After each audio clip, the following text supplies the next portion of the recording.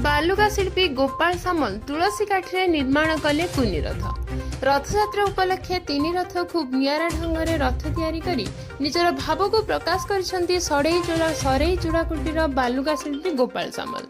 सबुठारु कुनी रथ निर्माण करी चर्चा को आसिछंती। गोपाल तैयारी करिथिबा रथर उच्चता 2.5 सेंटीमीटर रहितबा बेले चौड़ा मात्र 1.4 सेंटीमीटर रहिछि। तुलसी काठी और फाइबर रे कुनी रथ निर्माण करिसेंती गोपाल।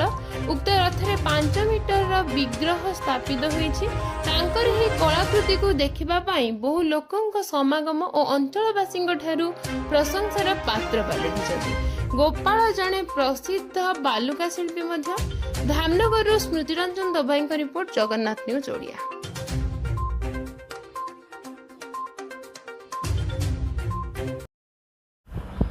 जय जगन्नाथ। पवित्र रथयात्रा समस्त को अनेक अनेक शुभेच्छा अभिनंदन। सारा विश्व में जिते जगन्नाथ प्रेमी अच्छा समस्त को मो तरफ अनेक अनेक शुभेच्छा अभिनंदन।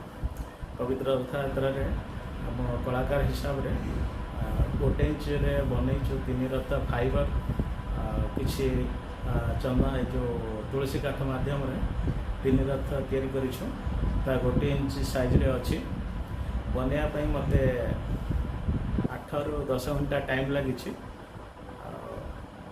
तार चक भी लगी टाणिले 3 रथ चलुची। तार सहित तार जो उलट शुआ भी बना जाइए, घोड़ा भी बना जाइए। रथर जिते जहाँ सब डेकोरम लगे सबू डिजाइन लगा जाइए रथर। आप देखले भल बहुत आनंद लगे, खुशी लगे। आशा करूँ समस्त भल लगे। जय जगन्नाथ।